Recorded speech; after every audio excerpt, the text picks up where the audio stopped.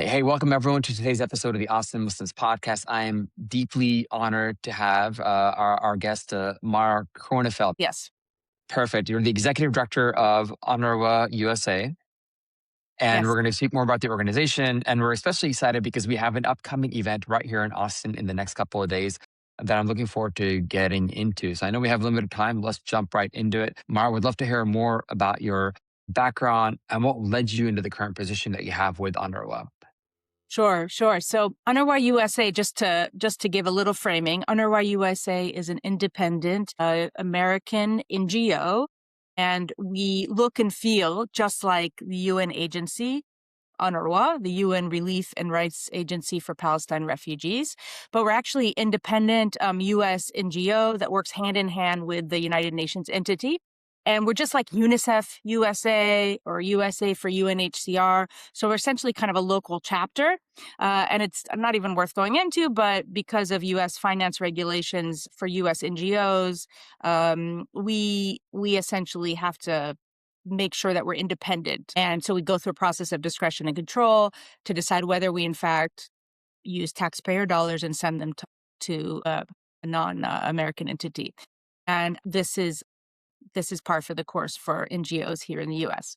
So, but we work hand in hand with UNRWA. We talk to them often, very often, is all around the humanitarian updates, what's happening on the ground.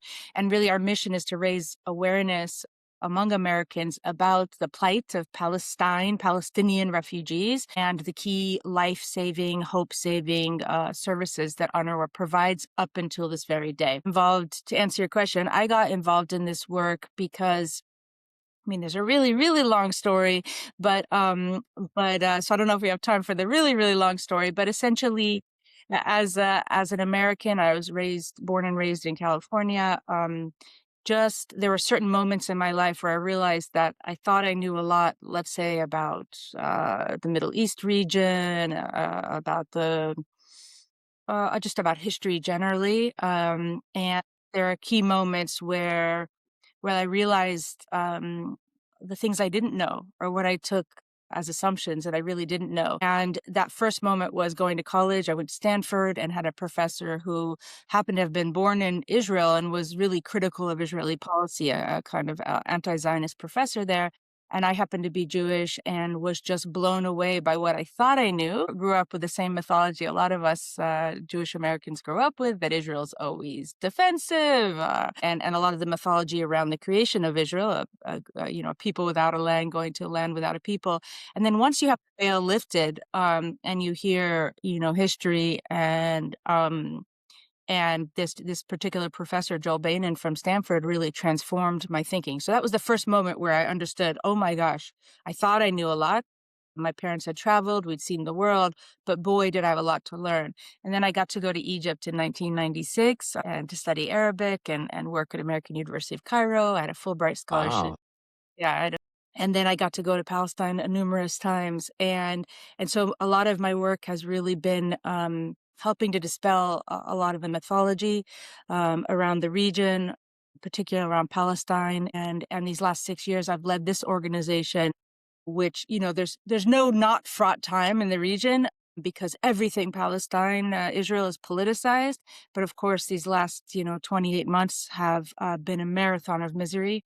To be able to send essential humanitarian aid to Gaza, to the West Bank at this moment is an absolute labor of love. And it's something that I hold very dearly, given all of the atrocities that have taken place and the massive loss of civilian life.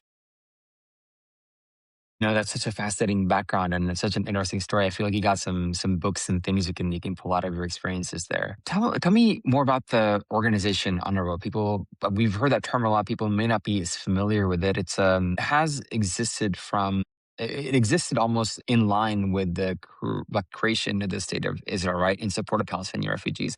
I think folks would be curious to learn more about that as well. Yeah, yeah. So when Israel declared they declared the state of Israel in 1948, that resulted in the forced displacement of some 760,000 refugees. And UNRWA was created by mandate of the Community of Nations via the United Nations to address the immediate humanitarian needs of this displaced population who had, lived generations, who were Palestinian, lived generations in this area and then were forcibly displaced off their land. And this was meant to be a temporary solution. That whole conception of the creation of UNRWA was that these refugees would be able to return home through a political solution by the political parties. Unfortunately, fast forward some 78, 79 years later, and that political solution came about. So UNRWA was meant to be temporary, but it was meant to be temporary because a just and durable political solution to the plight of Palestine refugees. And they say Palestine because it was for anybody who was refugeed in Palestine, a result of the Arab-Israeli war. And so it actually was meant for Christians, Jews, Muslims, anybody who is considered a native of the land of Palestine. And it has persisted. And we all wish that there was no need for UNRWA. There's no need for UNRWA when there is a just and durable political solution, when Palestinians have self-determination and sovereignty over their own land. And then what type of work has UNRWA historically done, and what is it currently doing on the ground? Yeah, so UNRWA has been responsible for the food, health, housing, shelter, protection, education services for these originally 760,000 Palestinian refugees, but who have grown into a population of some 5.6 million. UNRWA doesn't address the needs of that whole 5.6 million population, but under 2 million who access the services to this.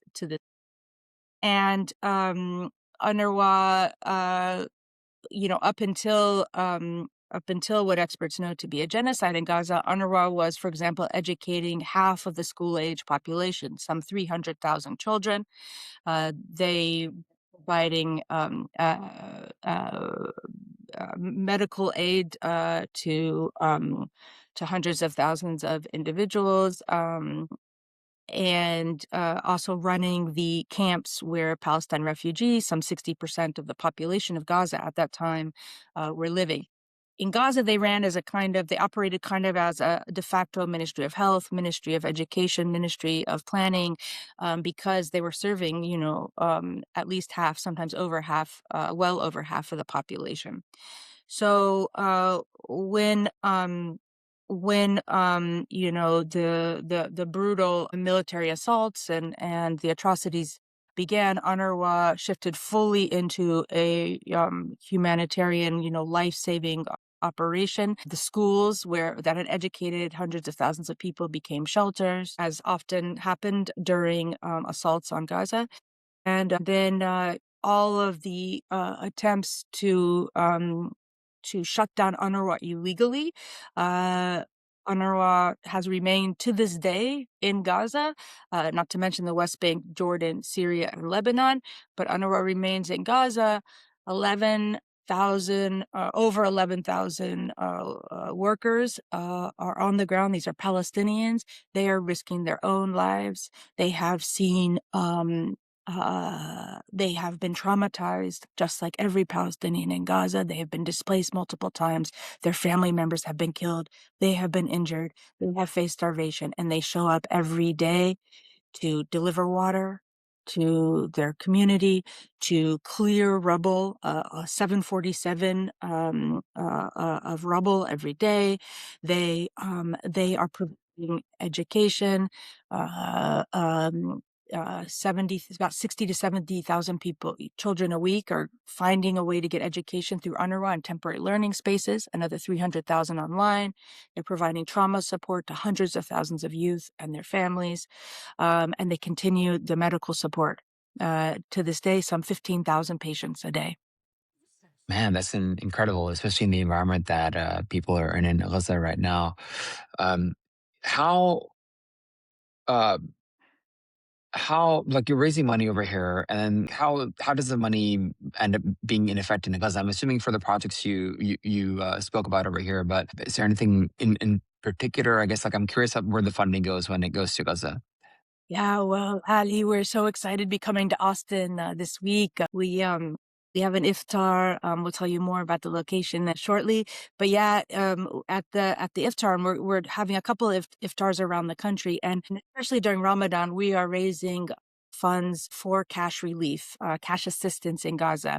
And that cash assistance puts essentially the agency in the hands of families on the ground who can then buy the food they need, the shelter materials they need to take care of their family, and then to also observe Ramadan and have iftar with their family. This cash assistance is incredibly important at this moment because Israel is still to this day restricting humanitarian aid. They're letting in commercial trucks.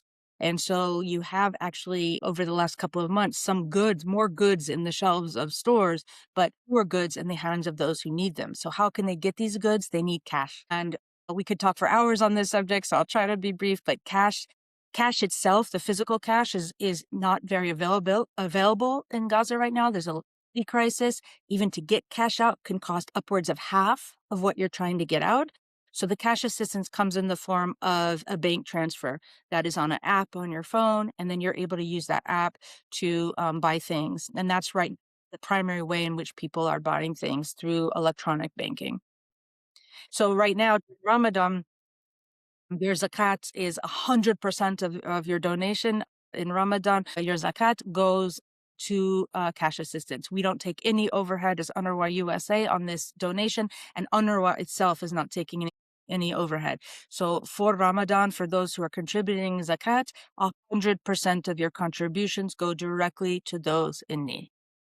That's incredible. I really appreciate the work that's being done to get cash directly in the hands of folks. I've seen all these campaigns on like services like Chuffed and Launch for Gaza, and it seems like direct cash to folks on the ground is one of the most effective ways to help out. And love that you're holding an event here where people in Austin can contribute directly via UNRWA USA to get cash into the hands of folks who need it most.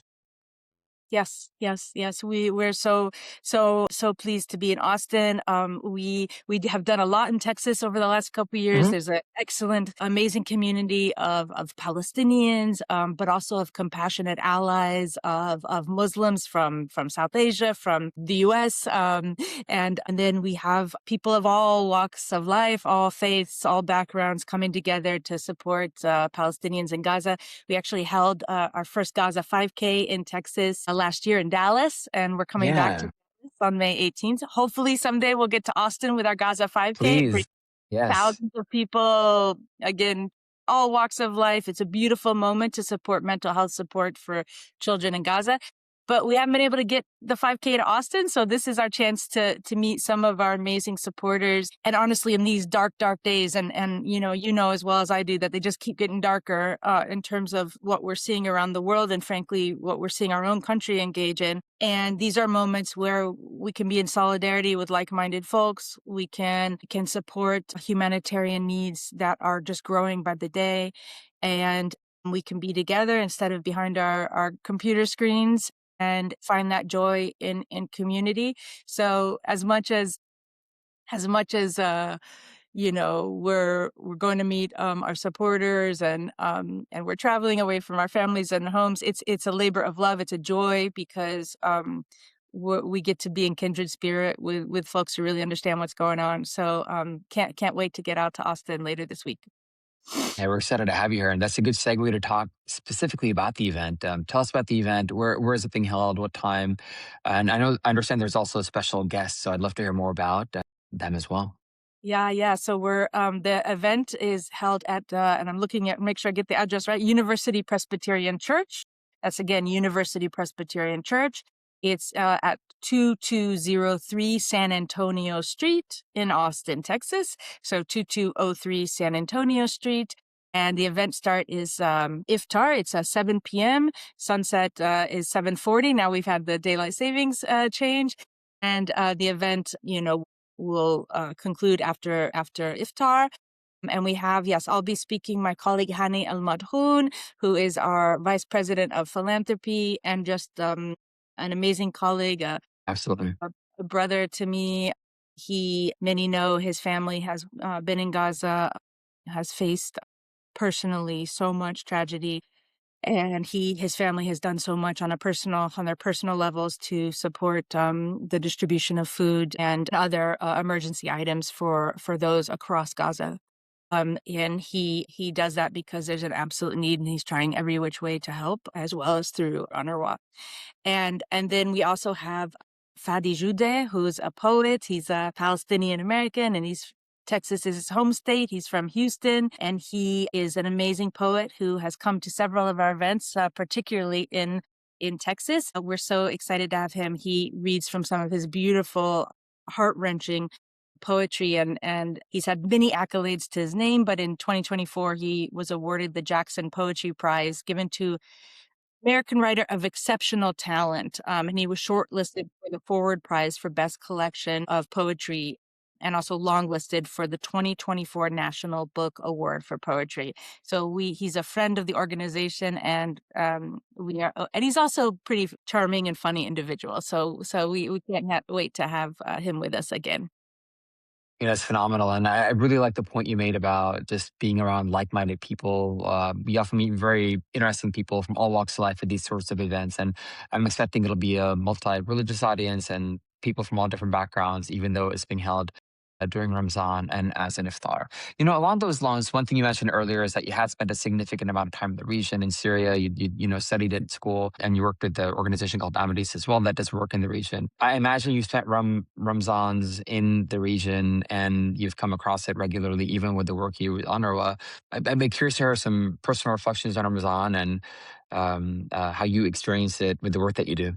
Yeah, yeah. Well, I first experienced Ramadan in Egypt in 1996. So my first experience in the Arab world, in the Middle East, was in 1996, a year at a American university in Cairo, and for me.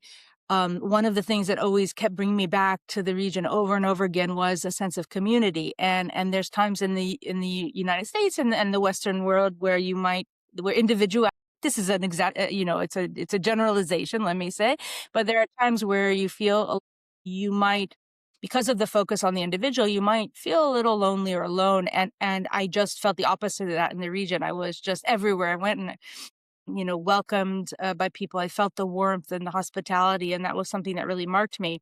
And then you have a city of Cairo, some 22 million people. I think it was around 16 million at the time, and there's nobody on the streets. That community moving in lockstep with each other was something truly beautiful. And then to see those last valiant cab drivers, racing to try to get to Iftar on time. And I took some of those rides myself, trying to get to an iftar I'd been invited to. But that's the only scary thing about Ramadan, is getting in one of those cabs and trying to get on. Ramadan reminds me of a time of community, a family, of coming together. And I see in that moment of reflection and kind of deep thinking that I see my colleagues and frankly, I'm married to a Muslim gentleman from Morocco, that I see when I'm in Morocco, this beautiful time of community and family. And I see also that kind of extension beyond yourself, and that care for the world, and how do I make the world a better place. And that in Judaism, that's how I was raised, tikkun alom, how to repair the world. And that's essential to my personality, to the way I was raised, to the fact that my grandfather escaped Nazi Germany, and said never again for anybody, no matter what their religion, their faith, where they were born, who they happen to Mm. be. And so all that comes together to make this an incredibly meaningful time, and really just a powerful month that I get to observe and take part in, because it has, in so many ways, is a moment of community that I've seen. And to be in a church celebrating Ramadan with a Jewish American executive director. That's the way the world should be. We love each other. We don't care what background. We just care what's in your heart and what you want to do to make the world a better place. Mara, that's incredible. Thank you for sharing that background, and it really gets me excited for the event. So, looking forward to seeing you there in just a couple of days, and I hope some folks who are listening and watching will join us there as well. Please come say hi if you do. One final question I'd like to ask is somewhat separate from what we've talked about, but could potentially be related. Is what is any kind of a piece of art that inspires you. It could be a song, a story, a movie, but just one thing, what it is and why you find inspiration from it. Yeah, and I should say, I think we may have not mentioned the date, so and I'm sure that'll be in the notes, but it's I'll include that. Yeah. March 12th, yeah, so Thursday, and we do welcome any folks who want to attend. We'd love to have you. You can go onto our website. Maybe I'll share, Ali, the link with you, so we'll know where to register. You do need to register, but we would love to see all those who want to. Pre-registration is preferred.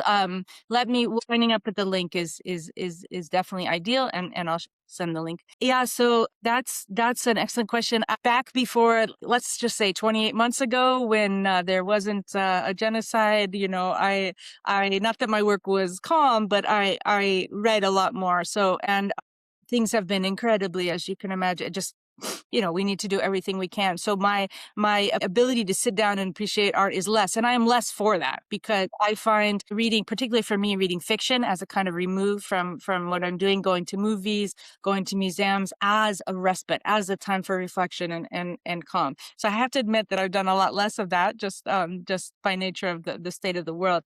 But I was able to see recently a beautiful film it's by our board member, Shireen Davis, who's Palestinian. It's called All That's Left of You. And it is a beautiful film that really shows the refugee experience, the Hmm. Palestinian refugee experience, from before the Nakba to during the Nakba, or the catastrophe, as Palestinians say, when the state of Israel was created and Palestinians were forced out of their homeland, and then shows kind of life and in the West Bank, and the challenges, the daily humiliations, the persecution, Hmm. and what that does to a family, to their state of mind, and then how they try to reckon with that as they go forward.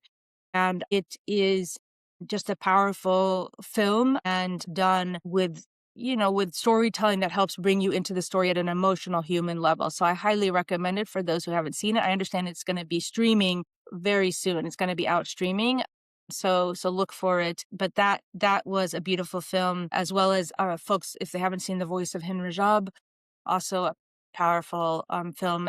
Both of these are must-see films if you're watching the state of the world right now and you're concerned.